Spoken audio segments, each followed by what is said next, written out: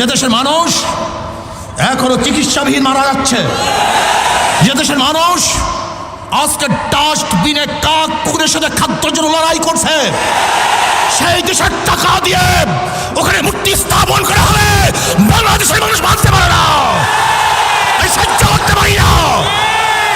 এদেশ কার বাবার দেশ নয়, এদেশ কার দাদার দেশ নয়। আমাদের টাকা দিয়ে মূর্তি স্থাপন করতে দেওয়া হবে না। আন্দোলন করবো, সংগ্রাম করবো, জিহাদ করবো, লড়াই করবো। ভাইয়েরা আমার, কথাবার্তা ক্লিয়ার।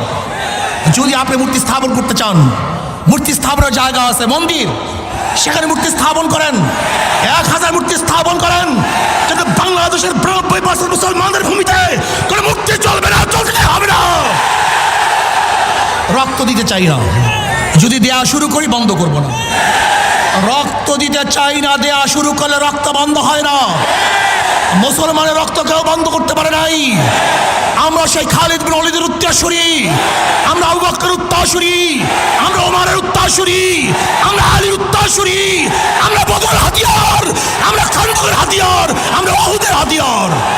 আমরা জাগ্রত হলে আবু জাহেলকে গোটা দুনিয়া থেকে বিদায় না দেওয়া পর্যন্ত মাঠ ছাড়ার প্লেয়ার আমরা নই। তারা ভাইয়েরা আমার, কথাবার্তা ক্লিয়ার।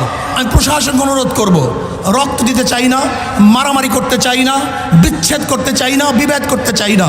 শুধু চাই শেখ সাহেবের রুহের মাগফিরাতের জন্য এমন এক ব্যবস্থা করা হোক, সুন্দর একটা কাজ করা হোক, কিয়ামত পর্যন্ত মানুষ তার জন্য দোয়া করবে। কিন্তু আমরা রাশিয়ার লেনিনের 72 মূর্তি যদি ক্যারিন দিয়ে তুলে সাগরে নিক্ষেপ করতে পারে, তাহলে আমি মনে করি শেখ সাহেবের এই মূর্তিকেও আজকে হোক কালকে হোক উঠিয়ে সেটা এই বুড়িখাম্বে নিক্ষেপ করবে। তখন লজ্জিত হবেন, অপমানিত হবেন। আমরা শেখ সাহেবকে অপমান করতে চাই না, তাকে লজ্জিত করতে চাই না। তার মাথার মধ্যে পাখিতে কাকে পায়খানা করবে তা আমরা দেখতে চাই না। কোন জায়গায় মূর্তি স্থাপন করতে চান? দুই পাশে মসজিদ, ডানেও মসজিদ, বামেও মসজিদ। যেখানে আল্লাহু আকবার ধ্বনি হবে, যেখানে আশহাদু আল্লা ইলাহা ইল্লাল্লাহ পড়া হবে, সেখানে নেমে মূর্তি দেখবে, এটা আমরা দেখতে চাই না।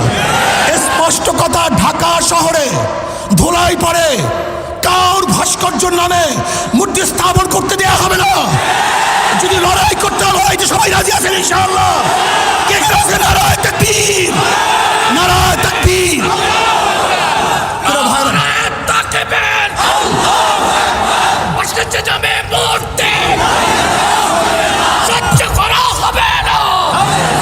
যদি আপনি বন্ধ করেন, কোনো কর্মসূচি থাকবে না। এই পর্যন্ত আমাদের কর্মসূচি। আপনার কাজের উপরে ভবিষ্যৎ কর্মসূচি নির্বাচন করবে, নির্ধারিত হবে। যদি মূর্তি স্থাপন করার চেষ্টা করেন, এমন ঢেউ দেওয়া হবে। এইটা তো মাত্র 1 নম্বর সিগন্যাল, 2 নম্বর বাকি হয়ে গেছে, 10 নম্বর বাকি।